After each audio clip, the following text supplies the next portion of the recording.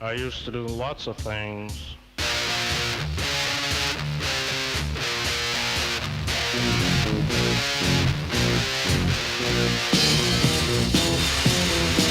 I used to do things and I'd say things and Jesus I was evil. Take things and break things and Jesus I was evil. I never shook babies. Here we are again. So the Oscars are this weekend. They are. Real quick. Yeah. So Epstein, that list is supposed to be making its way to the public sometime soon, and I'm wondering if how many people on that list are going to be in attendance at the Oscars. My God, I didn't even think of that. So I saw somebody posted a meme. Yeah. And it was it Pam Bondi, the where she's like it's her like presenting at the Oscars. It's like, but it was like her like, hey, by the way, I've got the Epstein list here. So boys, lock the doors. Yeah, that's very funny. Oh my God, that'd be so great if they held on, because I was about to like roll my eyes, be like, all right, because I get my hopes up with this stuff so often, and it's always just such a letdown, whether it's conspiracy stuff or. I mean, that's really it, conspiracy stuff, but Epstein or JFK, whatever. Yeah. And it never really satisfies, but that would be very funny if they trolled Hollywood and like released it the day of the Oscars, where a lot of people are on Twitter. Like even people who don't watch it, like will check Twitter for commentary on it. It's kind of a big part of culture now, is not the thing itself, but the discussion around the thing. So that'd be very funny. Yeah. It would be so fucking funny, dude. So like, it would be funny is if like somebody wins, right? And then so people are live tweeting, oh, congratulations. Not on the list. On the list. And then like, like Pam Bondi goes, hey, congratulations, so and so. By the way, there's a SWAT team at your house. Like you're just like dude, that'd be so funny. Oh my God. I hope I hope the White House does something like that. But, that'd be good. But yeah, anyway, before we because I mean we if there are a lot of celebrities on that list, we probably do a whole episode on that. But we'll wait until absolutely. But I'm sure when that gets released, if it gets released, there's gonna be a lot of redacted crap in there. That's what I mean. Like things are always redacted, and that's what I'm not getting my hopes up. That'd be amazing. Yeah. I'm not getting my hopes up. Sorry, I have like cat hair in my mouth. Bolo for Epstein drop on Sunday. Yeah, on Sunday. Yeah. Okay. But we're going to celebrate the Oscars. Yeah, the Oscar. I mean, celebrate. I use the Oscars as I do actually sit down and watch it. It's like one of the few kind of live things I still watch. Obviously, the Super Bowl and sports. Obviously, lots of sports. But outside of that. I do like appointment television. My wife and I. Do you watch Severance? No, I do not. But I heard it's great though. It's great. It's weird. It's cool, and it's on a Friday night, so it's kind of fun. It's like something to look forward to. Yeah. So I do like that. Do I want all TV to be that? No, because especially with the way they were just talking about it, the commentary, spoilers, all of that happens. But I feel like there hasn't been appointment TV like that since like Game of Thrones, or maybe something in between there that I'm missing. But anyway, I don't want to talk about that stuff too much. Oscars, I use it as a calendar for my movie year. I try and watch as many movies from the year as possible. So these are movies for 2024. And I use the Oscars as the start. And then for my movie reviews list, I will start it from, it's usually March to March. And I try and see, I watch lots of movies this year, just 2024 movies. I watched 87 and wrote mini reviews for them. That's not all the movies I watched. Those are just 2024 movies. It's probably closer to around 150. I'm 3 less than last year. I also went on a honeymoon, so that unfortunately, didn't, took away my movie watching time. Yeah. But 87 movies have a good idea of what is nominated. That being said, I have not watched 5 out of the 10 best picks. It's kind of annoying how that happens. But 2 of them I was gonna watch. I'm not renting a movie for $25. It's just not happening. Like I used to, like when it was like $5. Okay, I did a couple for that. Like $25 to rent a movie is crazy to me. Like I would just see it in theaters. Yeah, that's nuts. Yeah, that's nuts. And I feel like that's just a way for them to like stick it to us now because so many people stopped going to theaters. I love going to the theater, but they didn't have in my local theaters. They didn't have these. It didn't make any sense to me. They didn't have these movies. But then, long story short, I got to 5 out of the 10 best picks, but a lot of the other nominations, and then I have a whole list that I want to talk about of kind of movies that were big surprises, biggest letdowns, didn't get enough love, et cetera, et cetera, et cetera. So, do you have anything to add before we get into it? Because I very much look forward to this, and I don't want to, go over. Like I don't want to take too long doing this, so I want to get right into it. Yeah, let's just dip into that shit. You good? Okay, cool. So let's just start with best pick. Why not? Yeah. So they expanded best pick, I think, like a few years ago to 10. Yeah, I think they did it after The Dark Knight came out because that was when the audience that everyone was freaking out about, and so then the Oscars were like, okay, we're gonna expand it to allow for more popular movies. I thought that was like way more recent. That was Dark Knight. So The Dark Knight came out in 2008, I believe. So I think it was like 2009 or 2010. A lot of people, it's not confirmed, but I think a lot of people were like, the Oscars probably did that in response to you're Dark right. Knight. Yeah, 2009. Why did I think this was like 5 years ago or like 6 years ago? I think the Oscars have another category that was like, it's like a bonus category. So it's like the audience pick. That's a pretty recent one. Maybe that's what you're thinking of. Oh, all right. Maybe. I really thought it was much more recent. But anyway, that's the only category that has 10. Everything else has 5. So nominated are Anora, The Brutalist, A Complete Unknown. By the way, those are the 2 I didn't see that were like $20, $25 to rent. Conclave, Dune Part 2, Emilia Pérez, which we basically did an episode on or half episode on. I'm Still Here, Nickel Boys, The Substance, and Wicked. I saw Anora, Conclave, Dune Part 2, Emilia Pérez. I gave it my first DNF, did not finish. The Substance and Wicked. Nickel Boys doesn't sound that interesting to me. I'm Still Here, I heard, is great. It's Brazilian.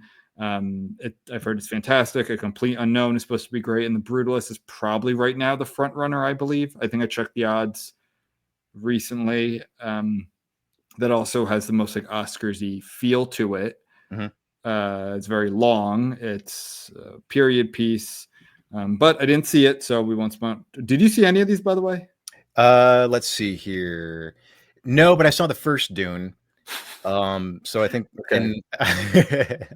okay. So that's fine. Dune Part 2 was by far my favorite movie of the year, which is kind of crazy because it was so early. I'm like, I don't think anything's gonna beat that. Yeah. It was.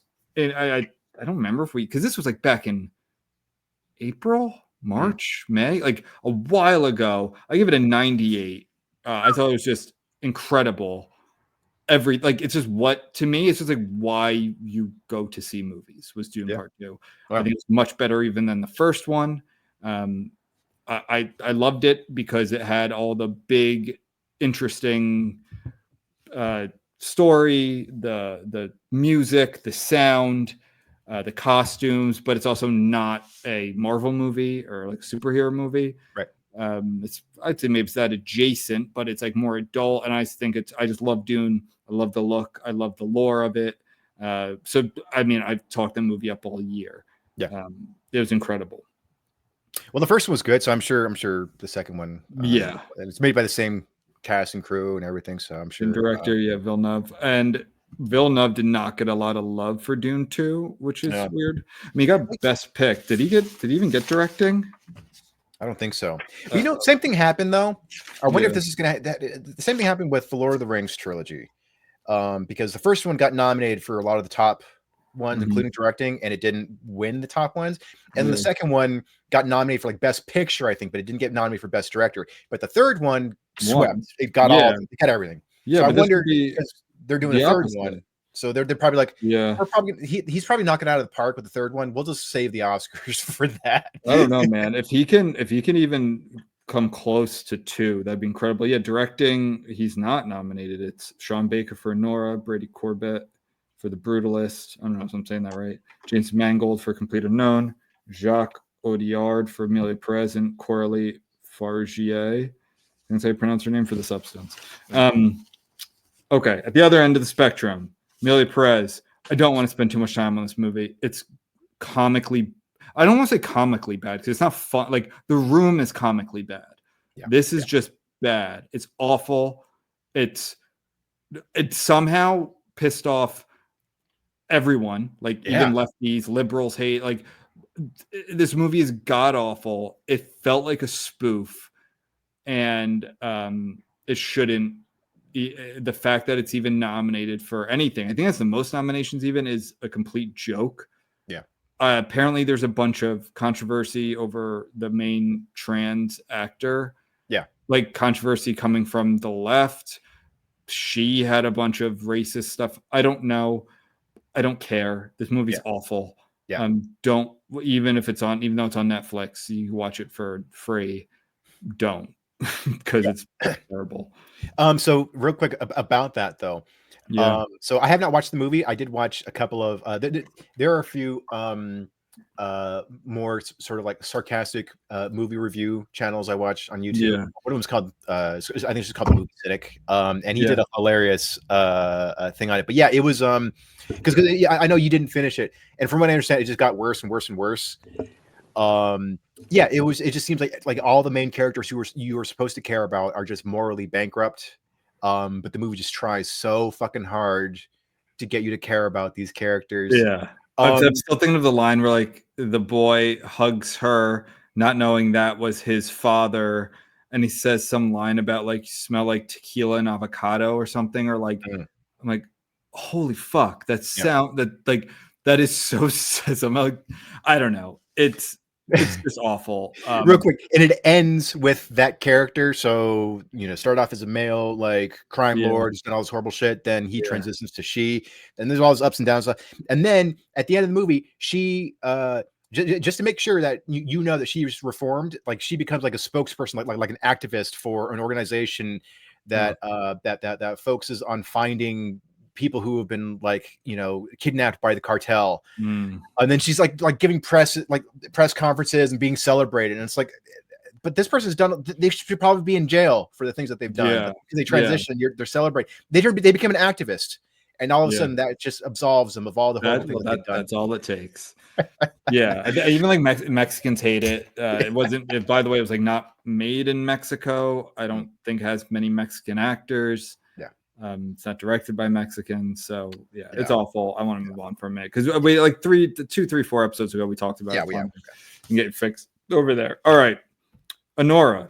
I actually found out recently that Sean Baker lived in my hometown for a little. He didn't grow up there. He lived there till a young age, and then moved to a different county. But I was like, randomly was in my doctor's office, was reading a New Jersey magazine as Sean Baker. It's like, and it's like, oh, he first lived here and then here, and I was like, what? Holy shit, I didn't know that.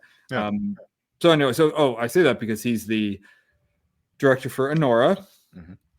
Sean Baker makes a lot of movies about kind of people on the fringes of society, very human movies. I like that. I have not seen Tangerine or The Florida Project. They've been on my list. I didn't even know that those were both his movies. They're very highly regarded. I did see Red Rocket last year, I think it was 2 years ago, maybe. Absolutely loved it. It was fantastic. It has Rex something, I forget his name. He's the guy from, like, Scary Movie 3, and he he had a comeback, and he's like this movie's in this year. It's very, very good. I love the ending because it's it kind of epitomizes the Seinfeld motto, like, no hugs, no lessons learned, and I really love that. So anyway, he also did Anora, which is a front runner for Best Picture. I think Mikey Madison is the front runner. I checked today. She's second right now in odds, behind only, at least when I checked, only Demi Moore for The Substance. I did not love this movie as much. Again, I think it's a really, really good movie. Don't get me wrong. I give it an 85. It's a 4.5-star movie. I didn't love it the way that I think most people do, and this is pretty like praised by critics and audience. I found the story kind of predictable, and it does become kind of slapstick and funny in a way. It's like some dark humor. I didn't like how they handled her character with people. So I'm sure you've heard people call it like a Cinderella story. I don't think that feels like one of those things that someone said and now everyone just kind of repeats it. I don't think these people know what Cinderella is about, because this is not a Cinderella story. It's very much just a transactional. Like if Cinderella story means you get an amazing, like when people use Cinderella story for like March Madness, it's like a low tiered, a seeded team going really far. Like I guess because she's a stripper / sex worker. I love how we use that term now, which is prostitute, an escort or whatever. Now it's sex worker, and he's kind of cringe with like celebrating sex workers and stuff. I'm like, I don't think we should be glamorizing that, right. And it's not. And don't get me wrong, the message here isn't sex work okay. Like that's not what this movie is. But I just didn't. I don't know. I found it her a little too naive and not. I don't know. It's fine. She's a very human character. The acting's great. I have no problem with her winning Best Actress at all. Right. Actually, it's just as a movie as a whole, I'm not in love with it. Again, great movie. I'm not in love with it the way that most people are. I wouldn't be surprised if it won though. It has like enough. And by the way, talk about vibe shift. I say this in my review. If she wins, she's a character who says faggot multiple times in this movie. And it's not a movie that's supposed to take place like in 2005, like where that was much more accepted. Like, no, this is a current movie. Like there's nothing in here to show that it's an older movie. Where, for instance, in mid-90s, everyone calls each other gay because the movie takes place in the mid-90s, where that's when you said that, even though it was from like 2021 or 2019 or whatever. But yeah, so that'd be kind of funny. It's like, that's quite the vibe shift where you have a character who calls people literally faggot ass bitches multiple times, and then she wins the Oscar. I'm all for it because it's a good role. Didn't see The Brutalist, didn't see A Complete Unknown. I plan to watch both of them, even though a lot of times after the movie year has ended, I like to get on to either the new year or old stuff, like stuff that I haven't watched, whether, it could be anything, unless it's been on my list. So I do want to watch those. Conclave, I liked a lot. I think it catches a lot of flack in like right-wing circles because of, I don't want to give away the endings that would do it, but let's just say it has a very quote unquote woke sort of ending. I think I still loved it. I like the intricacies of the Catholic Church and picking a new pope. And I think there's some really good, it's like they're very representative characters in it. Like this guy very much represents like the more right fanatical, I don't want to say fanatical because that's the guy I would have voted for, like more militant Catholic side. Then there's like the more moderate guy, the more progressive guy. But I still think, and Ray Fiennes is just one of the best actors alive. Unbelievable. And I think he's fantastic in it. And it's just one of those roles that he excels in. So I still, even though the ending is a little like eye roll inducing, and I don't want to say anything more than that because it really does give it away. I still loved it. I still thought it was a great movie. Get it 86. I'll do two more. I'll do the last two that I saw. I did not see I'm Still Here. I plan to see it. Nickel Boys. I don't know if I'm going to see that. The Substance. We talked about this 2 episodes ago. Yeah. And you thoroughly enjoyed that one. Thoroughly enjoyed it. If you like body horror, watch this movie. It was great. I'll give it a 90. And then Wicked, I loved. I give it a 93. I thought it was so fun. Love the music. It's again one of those movies like why people should go to the movies. It didn't seem overly political at all to me. I thought it was funny, and I don't know. I like the story. I didn't really know what's going to happen in it, so I found that very enjoyable. Cool. Anything to add or any questions? Not really. So this is an interesting set of movies, and this is just everything that I've heard from you, as well as some articles and some other reviews that I've seen and read.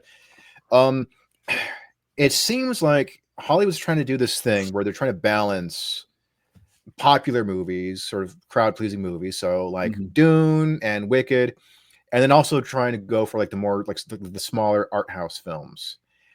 I'm not sure exactly how I feel about it. I don't know if this is intentional or if it's like, the industry is out of touch or. So let's talk about. Well, I agree with you that they're trying to strike a balance, which I think is dumb. I think it should just be the 10 best, which is subjective, movies of the year. That's it. And you know how you come to those 10? You have a whole academy of people voting on them.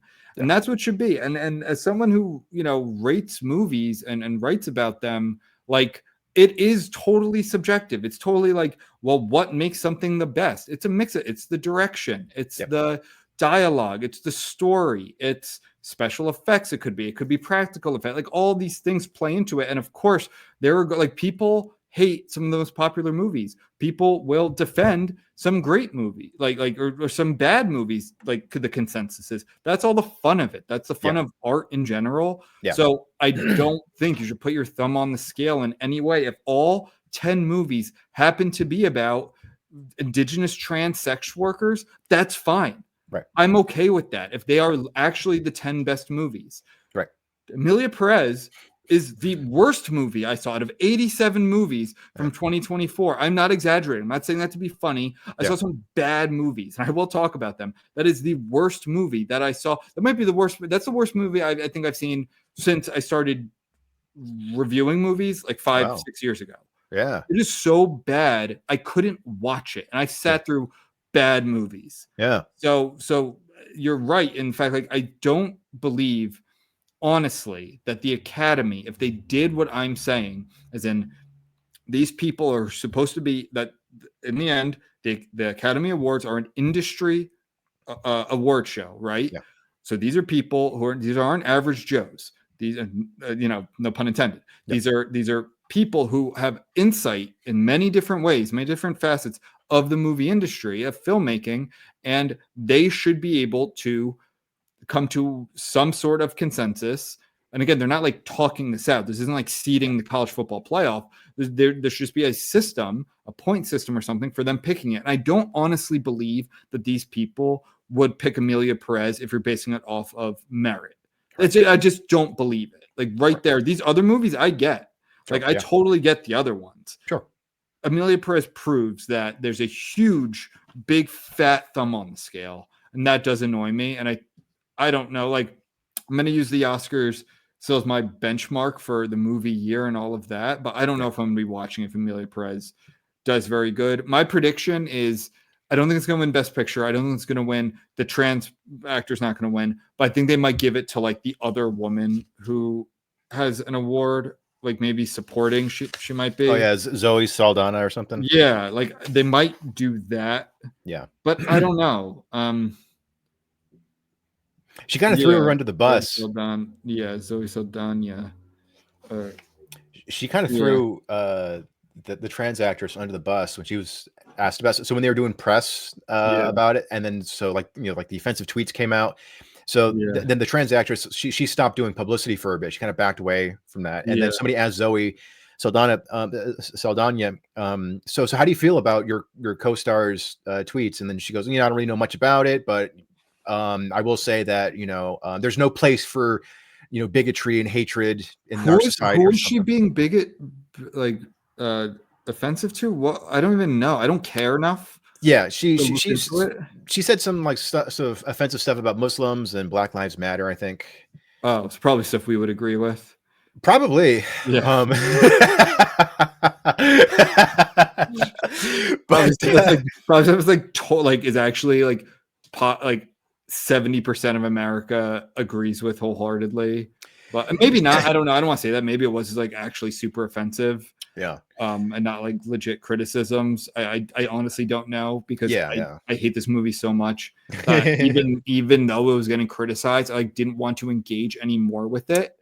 So maybe I'll look into that. But okay, I'm just thinking, unfortunately, when I make my predictions, they are based off of things like that. Okay, well, this actor was a white man, so this one, and there's this black actor who's gay, so he'll probably get best supporting, and then this female actress was, this thing. So, and unfortunately, that's how you have to look at it. But we'll see. It's an interesting phenomenon, and this has happened before as well, where it's like,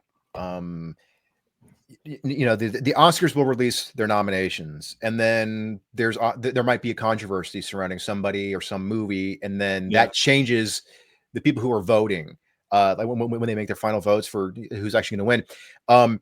So not this is kind of a different case, but when The Exorcist came out and it got a bunch of nominations, Linda Blair got nominated for Best Supporting Actress, I think, or maybe even Best Leading Actress. But when the Academy found out that she was not doing the voice when she was possessed, that they got another actress to do that. How can a little girl do that voice? I don't know. So when they found that out, they're like, oh, that wasn't her. That they got somebody else to do her voice. Well, then, apparently that hurt her chances to win. So she got nominated, but then between that time and when they made their final vote, it was announced. It leaked that somebody else came in to do the voice, and then apparently, she got fewer votes. Wait, so they thought a little girl was doing Satan. Yeah, apparently so. But like to my overall point though, where it's just sort of like, oh, well, now that I know this about this movie, I'm not going to vote for it now. So it's sort of like, you should still be voting on whether you think on the merits of it. That it shouldn't be whether this outside controversy.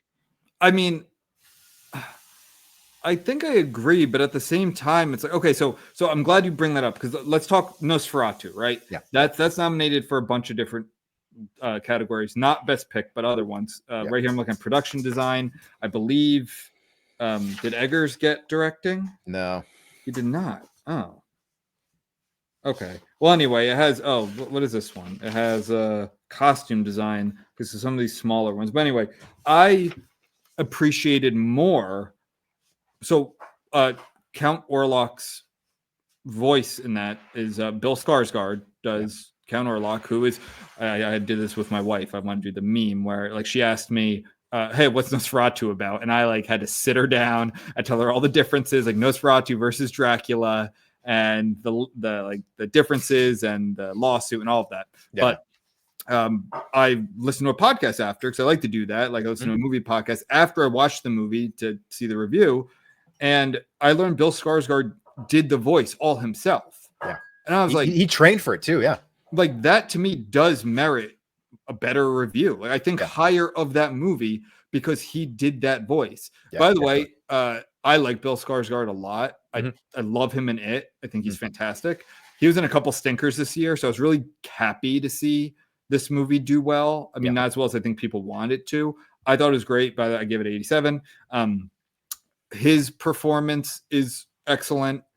And Lily Rose Depp is great. She does like a very physical performance that apparently again was all her, like no digital, like she's not possessed, like satanic possessed, but sort of possessed where she's doing a lot of, like I said, physical acting, and it's really, really good. And of course, Willem Dafoe is just, he excels in roles where he gets to use he gets to go on like monologues in archaic language is the best way I can put it. Like The Lighthouse. And he's just amazing. He's just unprecedented. I don't know, unprecedented, but unmatched.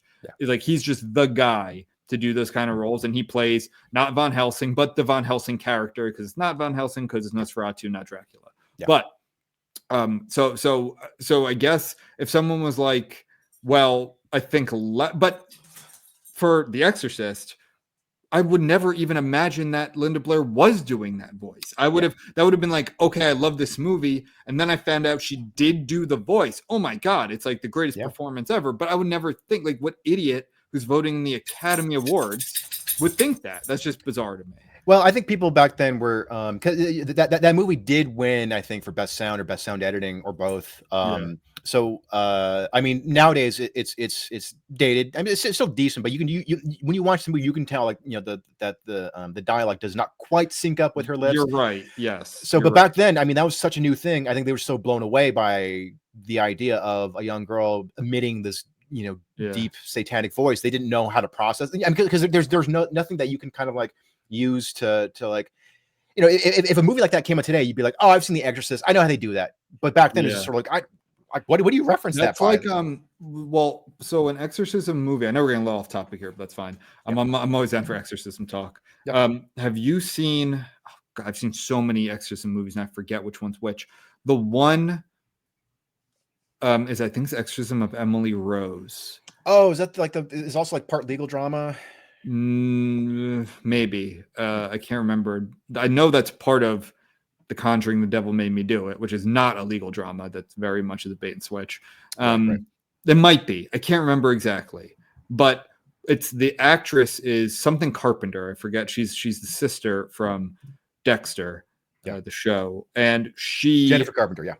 Yes, and she's like a real contortionist or something. Like so when she's doing those creepy twists of limbs and all of that, like that really is her. Like that is extremely impressive. Right. Where the vast majority of exorcism movies aren't doing that. They're just it's digitally edited. So like when I find that out, I do give that more points. Like that's better. Like that's very impressive. So anyway, I forgot how we got on that. Because we're talking about how like outside controversies can impact the Academy voting. Yeah, that's pretty dumb. I try and like I watch a lot of movies where I don't like a lot of the politics of the actors and whatnot. Like, I don't care. Like I'm watching the art. Like that's what it should be about. And if there are actors that I love and the movie stinks, I'm not gonna say I like it or give it more points because I like the actors. Like no, it's a bad movie. Right. So it goes both ways. Yeah. I want to see what other nominations because there's so many. Oh, so I think it's for also I know it's original score for music, but animated. The Wild Robot. Do you like animated movies? Do you watch any? Yeah, I mean, I like Pixar's done a lot of good ones. So I'm glad you say that because Wild Robot is not Pixar, and it's actually DreamWorks, and DreamWorks has always kind of played second fiddle to Pixar. Yeah. I can never find what I'm looking for. So when I saw that, I'm like, oh, DreamWorks kind of gets a bad rap in a lot of ways. The Wild Robot is excellent. Give it an 89. And while the animation for the animals, it's basically a robots and animals movie, isn't great, the robots are incredible. Like they're cutting edge, like top animated, that you could imagine. Like you would think it's Pixar, which is a compliment. Well, the animals I don't think are the best. They're fine, but the robots are fantastic. It's a great story, wholesome, great voice acting. So many actors in that movie that it's like, I don't know why you paid these people. So for like I'm assuming they're very expensive, who have like a handful of lines, but hey, that's cool. Most surprising was Pedro Pascal as the fox. I watched the whole movie. I'm like, that's who that was. Oh, like, he doesn't have that kind of typical Pedro Pascal accent or not accent so much as just like tone of voice that he's kind of famous for now. That guy's in everything. I think he's a good actor, but I'm getting a little sick of seeing him in every fucking TV show and movie now. Well, I'll always love him from Game of Thrones. He played one of my favorite characters. His name was the Viper. That was like his nickname. Well, he's going to be in the new Fantastic Four movie.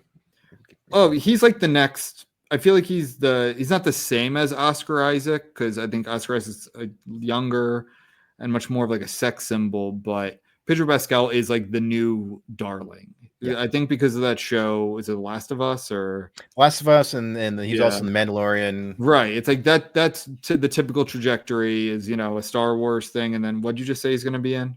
Oh, the Fantastic Four. Of course. Yes. And then like a big superhero movie. That's basically that's how it goes. I haven't seen any of those. Last movie. I did like him in that Nicolas Cage movie. Oh, yeah. Yeah. He's funny in that where he's like obsessed with Nicolas Cage, who's playing himself. He's like I think he's like a rich guy in Spain or something. But he's very good in that. But anyway, Wild Robot is excellent and just excellent period. But it's my pick for animated, even though I only saw 1 out of the 5. I did see Flow, which is for international feature, but that's also animated. That movie's, I think I wrote it's like one of the most unique movies I saw this year because there's no dialogue. Like the animals, unlike Wild Robot, where the shtick in Wild Robot is they're animals, but because she's so advanced, she can just like translate in real time. So they talk, so you don't have to deal with that. And that just turns into an animal talking movie. Where Flow, the animals just make noises like animals. The dogs bark, the cats hiss, whatever. The animation isn't great, and I think that kind of charm to it, adds some charm to it. But it's a very interesting movie. It's like post-human, I think. So there's like there's signs that humanity used to exist, but it's all kind of overgrown. It's all about rising tides. I think it has a probably environmentalist meaning. I don't know, but it's a heartwarming movie in a way, kind of sad, kind of what you want from and like as an adult, what you kind of want from an animated movie. Like if you're gonna watch a movie that's pretty much made for kids, you want to feel something when you watch it, or else it's just you're not getting anything out of it. Right. So Flow does deliver that. I gave it a 78. So a couple of things about Flow. I have not seen it, but it's from Latvia. I didn't even know that country still existed. I thought they were like an Iron Curtain type of thing or something like. Well, they were. Oh, there you go. They were. That's why they want to be part of NATO so badly, or they are part of NATO now. Oh, so okay. We might die for Latvia, which you didn't know existed. Oh, cool. And something about the interesting about the animation. So the animation was done using the free and open source software Blender.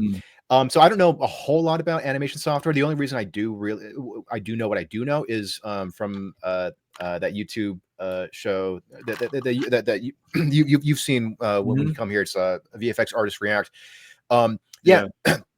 Is because they use it quite a bit. So Blender is, I mean, it's free, so it's just like an Oscar winning.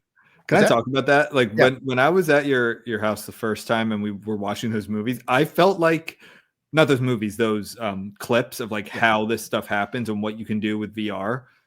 Not VR. Virtual effects. Yeah, visual effects. I felt like it was like I was like an alien, like on another place, just like blown away by things that like wasn't Jim watching with us? Where like he kind of deals with this stuff. So he's like, oh yeah, that's how that happens. I was just like, wait, what? Like you can do that? Like it's absolutely incredible what people can, what these guys can, or guys and gals can do with visual effects. Yeah, well, so I was just gonna say, and it's fascinating now that this free software that you can just download, you can make a movie with that, and it'll get nominated for an Oscar. So that's pretty cool. Democratizing access. Yes, I'm not knocking the movie for the way it looks. I think it does add a charm to it, and some of it is like well done, like really well done. But you can kind of like I think very early scene where there's like a bunch of dogs barking at a cat. I was like, oh boy, like the dog, like it did not pass, like it wasn't very passable, right? Like dogs barking, and I think that's probably the low point of it for the most part. Like the water looks like really good. It's kind of the surroundings look great, but the animals weren't as good, and that's fine. I'm sure they're more difficult because they're moving a lot more. And also our standards have just gotten so high with what can be done. I'm sure if it basically looked like something that would have been made in like the 2000s outside of Finding Nemo or something like that, like a standard animated film. It kind of looked like a DreamWorks film from the 2000s, let's say. That's what it was. Well, I wouldn't be surprised, it because it is a free software where it's like it's probably really good at some things, but not so great at other things. It's probably great for background, but it's not great for animal fur or something like that. So, it is. Being nominated is just fantastic that they could do that. I agree. Democratizing it is great. All right. Other stuff that was nominated. I know Alien Romulus got a nomination, visual effects. Real quick, just about the thing of like how something that's just very kind of down and dirty ends up in a big film. So there's the guy who Anthony Mackie, who plays who's in the Marvel movies. He plays Falcon / the new Captain America. So he has a couple of lines in Avengers Endgame, and you hear those lines in Captain America's earpiece, right? That was recorded on an iPhone, and I guess they just forgot to get him to record it in studio. Yeah. So the directors called him up and they said, "Hey, we're gonna send you a text with a couple lines of dialogue. Just send us 5 different recordings of that." He goes, "Okay," and it was like, "Hey, Cap, I'm on your left. Can you hear me?" And that was like the lines, like 2 or 3 lines. Yeah. And it's like, just record it 5 different ways. And he goes, and I forgot about it. And then 6 months later, I was like, "Oh, the thing that I recorded on my iPhone and just texted to the director. There it is. Like, that's in a big $2 billion like the biggest movie of all time. Yeah, that is very cool. Yeah. But anyway, Oscar talk. Alien Romulus. I give it 74. I forget what I really said about this movie that much. It was good. But obviously not nearly as good as the first 2, but probably a lot better than the many sequels. I think I've only seen Alien vs. Predator, which I remember liking as a kid. But I probably wasn't a very good movie. I thought it was kind of cool that the Predators were like somewhat the defenders of humanity, or they were more like worshipped and they fought off the aliens. I thought that was kind of cool, but and also it's an amazing concept, Alien vs. Predator. But it was good. It had some a few really good scenes. One in particular where and I'm saying this because of the visual effects nomination. Yeah. Where the girl, like the main character, they're in space, of course. And so there's like low gravity wherever they are in this part of the ship. Yeah. And, aliens' blood is acidic, like corrosive acidic blood. So it does a lot of damage if it touches you. So she's like floating around it, like maneuvering around blood, alien blood, like floating in the air. And that was very cool. Yeah. There's also one of the, I'll say, outside of anything Emilia Pérez, because I'm not even counting that movie, one of the most like eye roll inducing scenes or lines of the year was, the classic line where Ripley, it's like her most famous line is, "Get your hands off her, you bitch," or "Get away from her, you bitch." Yeah. Classic line. They have like this, what are they? And they're not robots. What are they in Alien? Oh, the power loader things, like the. Well, no, not those. No, you're right. But aliens, they have one, and he gets cut in half, and he's it looks all like white inside. Yeah. What are they? What do you call them? They're the android thing. Androids. They're like androids. So there's one of those in this. It's like her brother, and he has different functions, and he like says the line, but it's really milk toast and crappy, and it was like, you guys really couldn't resist, could you? It was like he like stutters it on purpose. He's like stutters and says the line. It's like, man, you guys really just dig it, like going back to the well on that one. It cracks me up. Remember, so in the very first Planet of the Apes, there's that line, "Get your hands off me, you damn dirty ape." Well, and then they brought it back, but for like the new the current Planet of the Apes series. But the scene that it's in, it's set in like modern day, but like a monkey's attacking a scientist or something, and he goes, "Get your hands off, you damn dirty ape." It's like, that just seems like such an outdated line to say, like, "Oh, you get away from you damn ugly dog." And it's just, I don't know, it just felt like so corny and forced. And it's like, it was cool when what's his face said it, in 1968 or whatever, but that's Charlton Heston. But I'm on record of saying I hate the final line to Planet of the Apes. I think it's one of the most overacted lines, the "damn you all to hell" or whatever, when he's like pounding the sand. Ugh, the damn dirty ape line is good. That line, I think, is just the most. It's a cool reveal too, and it's shot well. But the line sucks, which is the opposite of Soylent Green, where I love his final line in that. Soylent Green is people. Spoiler alert. From 1974. Amazing line, and delivered kind of in the same way, but just like way better. Which is, that's the beauty of movies. That's the beauty of movie making. Charlton Heston saying screaming screaming revelations. Yes. Okay, some other so Gladiator 2 is on my list of it was nominated for costume design, no surprise there. But overall, I think it's one of my biggest disappointments of the year. Was I expecting Gladiator? No. Gladiator is amazing, but 2 big fan of Paul Mescal. I think he's miscast here. They again, another movie going back to the well. It was overdone. Denzel's great because Denzel's great and everything, but I don't know. I give it a 66. It was okay. It was an okay movie. Dude, Ridley Scott is fascinating because he's made a handful of very good movies and a lot of mediocrity. Just so many movies where you're like, that didn't feel like a Ridley Scott movie. I defend. I think The Last Duel was fantastic. Sure. Yeah, I thought I haven't seen it, so I'm not. I won't comment. But it just seems like he's doing like 1 or 2 movies a year. It seems like he's just churning them out. Like he's just got a huge filmography. I feel like that's not like him. As he's getting old, and so I think it was the cinematographer on Gladiator 2 said that Ridley Scott just doesn't really pay much attention to continuity. He doesn't pay much attention to lighting. He's just you just shoot as much as you can, as quickly as you can, and just we'll just move on. I don't know, man. I'm not. I haven't seen all of his movies, but it just seems like there are a lot of movies that a good chunk of his corpus seems Napoleon. Napoleon. I didn't see yet. That was kind of underwhelming. Yeah, I didn't see Asaguchi. Last Duel I liked a lot.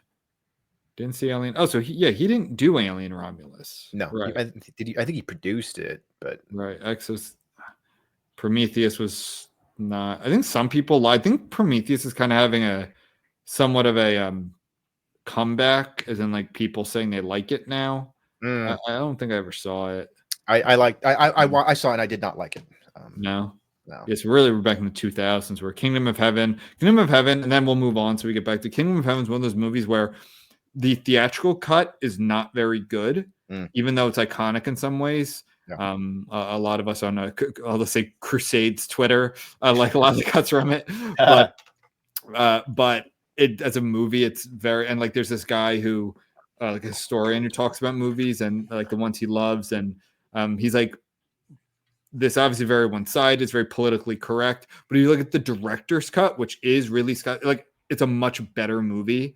Okay. Not just like politically, as in like, they make it very much Muslims good, Christians bad, which is obviously not true. And the Crusades were very complicated, and most of it was everyone bad.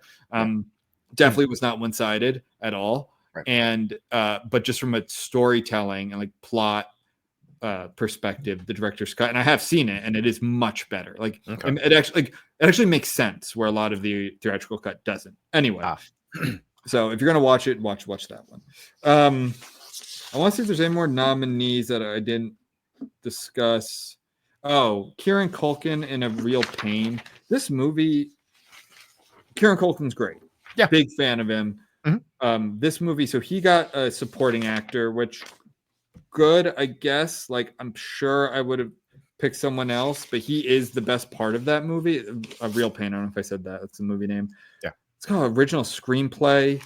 I didn't love this movie. I give this a 63. It's okay. Yeah. It's about two cousins who complete opposites. It's Kieran Culkin, of course, who's the more eccentric, outgoing one, and then what's his name? Jesse Eisenberg, who wrote it. So he got the screenplay, right? Yeah, where is it? Yeah, he's got the best original screenplay. Yes, the original screenplay.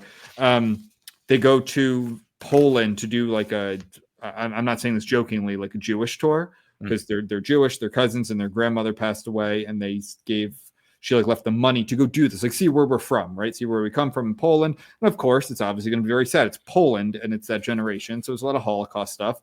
There's some interesting points to it, but like as a movie, I don't know why this got a screenplay nomination. It feels like it's more of the moment. With everything that's gone on with Israel and anti-Semitism and all of that. Yeah. I don't know, man. Like Kieran Culkin's great, but besides that, the movie poster really put me off. What is it?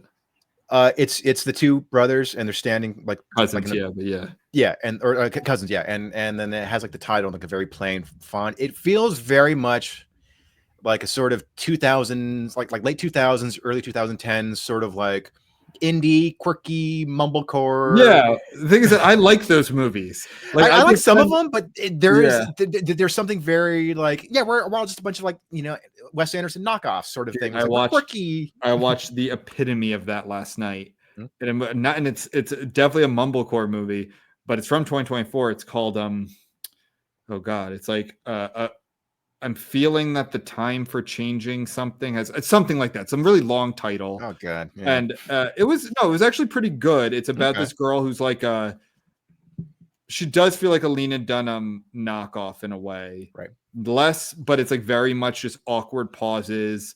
Yeah. Very, let's just say, I use this term, very Brooklyn. This is a very Brooklyn movie, so I know the exact movie. And to be honest, I like a lot of those movies. As much as these people and I would not get along at dinner parties, like I like those movies. They're fun to me. Yeah. No, definitely. And like I'm being a little bit harsh, but I've definitely seen a number of them and have enjoyed them. I think it's just it's like Francis kind of Ha, like very what's Greta Gerwig? Yeah, exactly. To me, it just feels like I don't know. It's gotten a little repetitive. I think it's a little bit too. I get it. It wears its love of Wes Anderson on its sleeve a little too much. I guess do they get compared to Wes Anderson a lot? Maybe like early Wes Anderson, because I mean, like there's not quite as much formalism, but there is sort of like quirky characters, like just it's kind of hipstery. I can see like Bottle Rocket and even Royal Tenenbaums having that more. Yeah. And then also I think just like hey, we're gonna get some like no-name folk singer to do the soundtrack, sort of thing, or like yeah. So I don't. So and again, I don't even hate these movies. Like some of them I actually do enjoy, but it is sort of like every time. But they all have almost all of them have the exact same like poster type. Sure, it's either like the main character or two main characters standing and staring at the camera, and then like the title, like a very plain font, or it's like a handwritten title on a ripped notebook page. And here's the thing: if it was Jesse Eisenberg and another Jesse Eisenberg, which is usually how those movies are cast, I would agree with you. Kieran Culkin does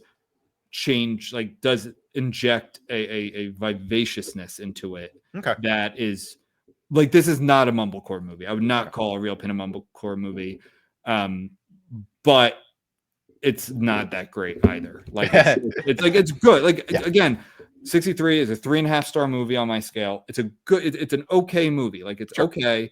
Yeah. If you're really interested in like Jewish, Eastern European Holocaust history, so like I could see that connecting with a lot of people. A lot of people probably like mumblecore movies. But to me, it was just missing something. It almost felt like, it's funny you say this because it almost felt like Jesse Eisenberg, like his character would then just go into a mumblecore movie. Like if the movie just continued, because the characters split at the end, they go do their own thing. Then he would be in a mumblecore movie. Like that's where Kieran Culkin's character would be in like Call of the Wild or something, or Sound, whatever that movie is, where the guy goes out on his own. Eisenberg would be like an awkward like 35-year-old who... like he plays Jesse Eisenberg. Like he does. And I like Jesse Eisenberg a lot. I think he plays a lot of interesting characters. In this movie, he's just playing himself. And I think he has a lot of connection. He wrote the screenplay. Like I'm sure that this is very personal to him. Yeah. And he's just playing himself. Yeah. Okay. So I think that might be everything for noms. I'm not going to do, because we guys, Maria, real quick on Maria Simchak, very, I think, underrated movie. I have this movie 87. It's about that opera singer, Maria something, Greek. Oh, yeah. Yeah, I'm blanking on the name. Super famous. I loved Angelina Jolie in this. This movie is, let's just say, whoever directed it personifies addiction in a way I've never seen before. Interesting. Or that I can think of seeing. It was really, really cool. Like addiction to painkillers, Quaaludes, whatever it is. Yeah. I think they're Quaaludes and a part of it. Might be more than that. Anorexia, like very interesting. I mean, it's in Paris, which I love. So I just think it's great. I wish this movie got more love. This is one of those movies where, like, I think Angelina Jolie got robbed and actress in a leading role. I mean, let me see here. Yeah, take out Carla Sofia Gascon. That's the trans actress, not because that's a terrible movie. So Angelina Jolie totally got robbed here of an Oscar nom, because I thought she was excellent in that movie. All right. Now I think that's everything. So I want to talk quickly. I want to run through what I think were movies that I want to go through my the biggest like the movies that got robbed, didn't get enough love, biggest letdowns, and then we can talk about shittiest, but we don't have to do that necessarily. I'll do shittiest first. So Emilia Pérez, by far the worst movie I saw this year. Yeah. Argyle, awful movie, terrible movie. We give it a 34. Comically bad movie, like frustratingly bad movie, which sucks because I love some of the actors in it. What's his name? Sam Rockwell, who I've had random people tell me I look like him, which is interesting. I've also gotten Ray Fiennes. Strangers, by the way, just telling me you look like Ray Fiennes. Huh. Yeah, and also the most I've gotten is Andrew Lincoln from Walking Dead. I've had like random kebab shop owners in Amsterdam say like, Rick, Walking Dead. But anyway, Argyle movie's awful. Night Swim, I think I went on a rant about this movie. It's about a haunted pool. This is a movie about a haunted pool. Just don't go in the fucking pool. Awful movie. That also 34. Crescent City. I couldn't tell you what this movie was about. And by the way, Crescent City, of course, you know why I watched this movie? Thought it was about New Orleans. Crescent City is the nickname of New Orleans, besides the Big Easy. Not about New Orleans at all. Nothing to do with it. It's about a small town in Arkansas. Alec Baldwin's in it for like 2 scenes. Terrence Howard. There's a random sex scene that honestly comes out of nowhere. It felt like a porno, like a softcore porno with the terrible acting. I couldn't tell you what the movie's about, but I give it a 33. It's an awful movie. So biggest snubs. Kneecap. That movie rules. It's about an Irish hip-hop group who raps in the Irish language in Belfast. They're a real hip-hop group. I know they're controversial right now. I don't know if, to get into politics, Ireland and like Palestine have a lot of crossover. That they're very like support each other. There's even murals there that have like a IRA fighter and a PLO fighter being like, one struggle. Right. Gaddafi used to arm the IRA. So like the Irish nationalists very much are pro-Palestine, like to I think a dangerous extent. So like the DJ in this band, who wears a balaclava with like the Irish flag, he like posted on Twitter like reading a Hezbollah book. I don't know, because they just had Nasrallah's funeral or whatever. Not getting into the politics of it. The movie is great. It's like kind of like a biopic with them. They're kind of like retelling it, obviously with some probably liberties. It's funny. It's interesting. I think it's just very cool. Like it's an interesting story. It's about Irish nationalism, and it's all in Belfast and rap and kind of trying to revive a language that not a lot of people speak anymore. And it's just very great movie. I give it a 92. DD. This movie, I always hesitate to watch these kind of movies because they become very repetitive. Like I call them like the immigrant story, where it's a first generation kid who is embarrassed of his parents. They speak one language at home. They get teased at school. They're never quite, and this is Asian. I think he's Taiwanese. Taiwanese. It's in California in like the 2000s, I think. Like maybe like, because it's like early Facebook, MySpace era.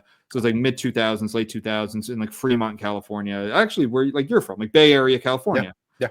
I love this movie. I thought it was really cool, very interesting. Does not follow the typical immigrant story thing. Like, just good movie. Like interesting movie, and I give it an 88. Huh. So, and the Oscars skipped over this one, huh? I'm surprised. It does seem ripe for an Oscar. It just maybe was like there's no one in it, I think, that anyone would know. Right. But I thought it was great. Like very surprisingly good movie. Yeah. Late Night with the Devil, I think we've talked about a bunch, but I loved it. Give it 89. That it also came out like in the spring, I believe. So, and it's a horror movie. They usually don't get a lot of love, with exception. Yeah.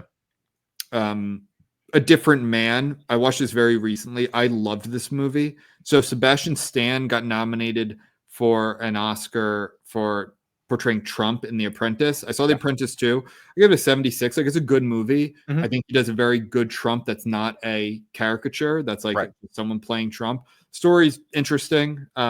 I don't even think that's his best performance this year, though. Mm. Different Man. He plays someone with like an elephantitis type disease. Yeah. That's not what it is. I'm not being insensitive here. I just forget the name of it. Right. Then they have an actor who has that in the movie also, and Mm. it's a very, very interesting story. One of the most interesting stories I've seen in a while, let alone this year. I loved it. I give it a 91. Like, I just loved this movie. It was so different than like, and it's called Different Man. And it was just like so different. Like, it's both sympathetic, but he's also extremely selfish in ways that I don't want to give away. Right. And it's a love story. It's very just messes with you. And I really, really like, if you're going to take away 5 movies from this year that we've talked about, like, definitely watch this one. Yeah. Highly, highly recommend this movie. Sebastian Stan is also, he plays the Winter Soldier in the Marvel Cinematic Universe. So, yeah. That's he does? Yeah. Yeah. Oh, shit. Is he like from Romania or something? Yes. Is that like not his real name? Oh my God, I remember him. I never put that together. Because he has like long hair in that. Yes. The Winter Soldier, and it's funny because there's a scene in one of the movies where that actually takes place in Romania, and he's like undercover, like so he's just talking to locals in Romanian, and he actually, because he speaks it. So yeah. Very cool. Yeah. So it's Nosferatu. Challengers. I think I've talked about it. I loved it. I'm surprised this movie didn't. Luca Guadagnino. I thought this movie was great. It is not the tennis movie. Yeah, I loved it. I also love tennis, but everyone thought this was going to be like a horny movie about a devil's threesome. Like, no, that's one scene, and I'll spoil it. Like, that doesn't happen. Right. Everything that happens is in the commercial or in the trailer. It's not a sexual movie at all. It's a very interesting movie. It's they kept playing it up. I thought it was great. I give it an 89. I love the score. I love the story. I don't know why I'm shocked. This to me is the biggest surprise, as in, like, I thought this was going to get tons of nominations. Yeah. And it didn't. Out of Darkness. I know I talked about this movie. This movie was released in 2024. I gave it a 90. It's a 5-star movie, but it came out like, it was in like film festivals in 2022 and 2023, but it wasn't released until 2024. So that's how I count it, because I'm sorry, it wasn't like the London Film Festival or so that, and I believe that's how the Oscars is too. I know they're kind of different with international features, but I'm blown away by this movie. It's basically about early humanity, like they're still Neanderthals. Basically, it's like literally early Homo sapiens and Neanderthals, and it was just so good. You think it's going to be like a horror movie, and it's more of a survival movie, and it is really, really cool. And just like, not many people make like Neolithic movies where there's like 10,000 BC or whatever. I think that kind of flopped. Yeah, dude, that was the first movie I ever fell asleep through. Really? Yeah, in theaters. So that's funny. Yeah, it's pretty bad. Yeah, so there aren't a lot of movies that take place during that time. Yeah, of course, that's Ice Age. But this I like, again, if you want a surprise, like, watch that one. And I know we're almost at the end here, so I'll stop there. I think some disappointments. I thought Kind of Kindness, I gave a 76. It's a good movie, but it's Yorgos. I was expecting more, and he had my favorite movie of 2023, which Four was Things. Four Things. Yeah. We talked about Smile 2. I gave it 85. Love Lies Bleeding, 83. First Omen, huge surprise, 83. Yeah, Arcadian we talked about. I gave it 86. Okay, one more, and then I'm really done. The Secret Art of Human Flight. Loved this movie. Indie, like, low budget overall. It has that guy, I think it's Paul Raci, who kind of became known for, I love the movie Sound of Metal, and he's in that. It's a really quirky, interesting movie that's really well done. It's, of course, like a lot of movies, it's about grief and handling grief. And it's basically this guy who, his wife dies very young, suddenly, and he's goes on the dark web and buys a book from a guru that will teach you how to fly if you follow these instructions. And I'll leave it at that. It's very, very interesting. Okay. Maxine was a disappointment. 66 because I thought Pearl and X were great. Maxine, huge disappointment at 66. Oh. And lastly, Handling the Undead. We talked about this during Horror Fest. One of the most interesting and unusual zombie movies I've ever seen. Give it 87. This is one of the rare times where I watch the movie, and if it's based on a book, I'm usually not going to read the book because I saw the movie. Right. I put the book on my list because this is a very different type of zombie movie than the typical, which I love. I'm a huge zombie movie aficionado. This is a different one, and I loved it for it. Interesting. Yeah. Handling the Undead. Yeah, it's a Norwegian, I think. Yeah. Is that where Oslo is? Yes, that's where Oslo is. Okay, we need to do some Nordic and with some Northern European geography with you because you're not knowing where some of these countries are. I don't need to know unless I'm going. True. Hey, I'm an American, goddammit. I don't I saw this meme. It was like, there are only two types of countries in the world. There are countries that use the metric system and countries that landed on the moon. Yep. Hell's yeah, brother. I think Patrice had a joke where it's like about Americans, like we don't even want to know. It'll be like they'll like know everything about our president, and then they'll be like, "Oh, do you want to learn about our president?" He's like, "No, man, no. Stop that." All right. So the Oscars. Yeah, I'm curious if there will be any controversies that arise out of this. Well, 2 years ago was the Will Smith slap. That's right. And I thought they were going to confect something for last year. I'm glad they didn't. At least I don't think they did, because that was like old school buzz about live TV, and that like got a lot of people to watch. I'm sure they gave a bump for last year, but we'll see. Yeah. Well, even so, I mean, it's like, we got Emilia Pérez, and then we got Epstein. I don't know. I wonder if this will be an interesting year. But I'll just end it with this quote from George C. Scott, who I believe was nominated for at least 2. Yeah. The Academy Award ceremonies are a 2-hour meat parade, a public display with contrived suspense for economic reasons. There is no question you get pumped up by the recognition. Then a self-loathing sets in when you realize you're enjoying it. Yep. It's funny. We called it the meat parade last year. That was our title. We'll do it again this year, actually. Oh yeah, that's right. But yeah, George C. Scott famously did not. The best. Yeah, love that guy. Love him. But he famously hated the Oscars, even though he won for Patton. Yeah. He was terrific in that, but he was also just like, no, I don't get me off that list. I don't want George C. Scott, I imagine, I could be wrong with this. He was the kind of guy who ate red meat and smoked cigarettes and drank scotch neat. Yeah. Oh yeah. Yeah, kind of like a Ron Swanson type of guy. But also an immensely talented actor. Yeah. Well, I guess that's it for this episode. So we will. I'm going to stay reckless. Ben, are you going to stay reckless? Oh yeah. Nice. Cool, man.